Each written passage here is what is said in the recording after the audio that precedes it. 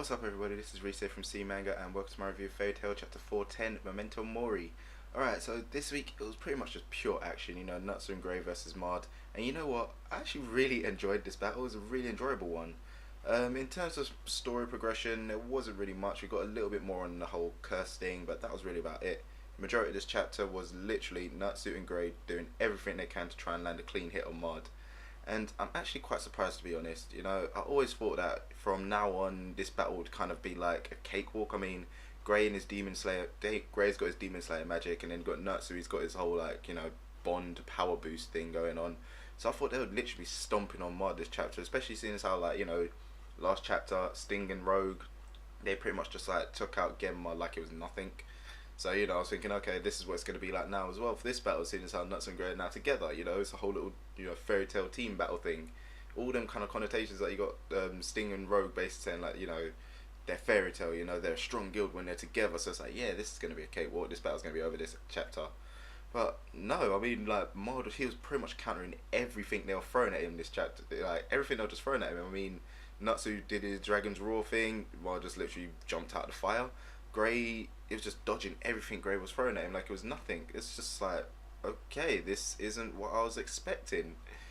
There was one moment, obviously, in that battle which I actually really did like, and I was like, huh, I know where you got that from. It was basically when Mard unleashed his Yggdrasil attack, and then you see Grey and Natsu literally powering up, firing off punches. It basically looked like they're doing a gun with no Gatling from One Piece. They just literally used that and broke it up. It's like, yeah, I see what you're doing right there now, trying to steal from One Piece. But either way, it was a decent battle, There was the bit, obviously, when to land that one blow, they had Grey fire up an ice pillar, then Natsu came out from inside of it and took Mard by complete and total surprise. That was a really kind of nice tactic right there, but when you actually saw the kind of, the aftermath of it, it was like, what the hell? It did absolutely nothing to Mard. It's like, Mard got up and it was literally just click, click, okay, I'm bored now. Kind of like when Goku was fighting Frieza and Goku did his little Geronimo blam kick him in the face attack, and it's like, wow, you got up nothing, that was nothing. Wow, you're really powerful. It's one of them type of things. I just thought, it's like, this is really what I'm finding quite funny about this whole what's happening at the moment. It's the fact that Mard is actually this powerful, but isn't he supposed to be number 2 in compared to End, being compared to End? But the way this is kind of progressing, it kind of makes me think that, well, are we ever going to get to see End? You know what I mean? The way Mard is being portrayed is he's literally the final boss of this arc. That if they beat Mard, it's all over and done with. So yeah, chapter ends with Mard basically, he's obviously kind of bored at the moment since how these two are they're nothing to him. It's like, you petty human wizards. He even taunts him like that.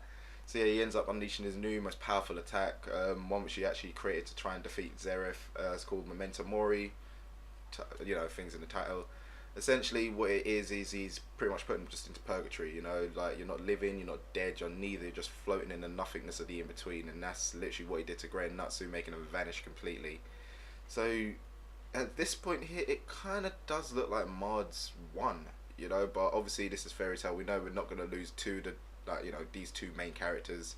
So the question is obviously how are Natsu and Grey gonna get out of this thing? What's it gonna be like? Because obviously you're probably gonna see them inside the stair, floating in nothingness, just stuck with their thoughts, probably lamenting on all that stuff which happened in the past or something like that.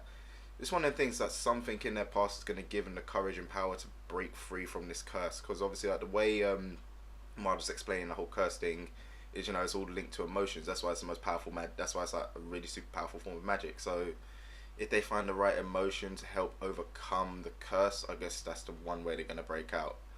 So yeah, one more question actually, which has been really bugging me, is how long during those 20 minutes that we did the flashback has this battle been taking? Because obviously in that time you've had Natsu taking on Mard, Igneel coming out, then you've had the whole Natsu, Sting and Rogue versus Mard, then you had Genma come along, you've had Grey come along, you've had Genma get defeated, and now you got all this stuff going on here. So you're telling me all this stuff here is happening within them 20 minutes?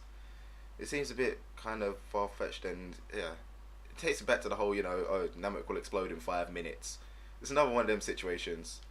But yeah, all in all, I must say I did actually quite enjoy this chapter. It's one of them action based ones. That's what I actually do like, when the action is feeling kind of drawn out a little. because that's what obviously I've been saying. Fairy Tail is missing. His battles are just over way too quickly, and you don't get that kind of like emphasis as to how powerful these people are. So the way this battle's going at the moment, Mard, I'm loving his character. The fact that he's just so strong, it's just like yes.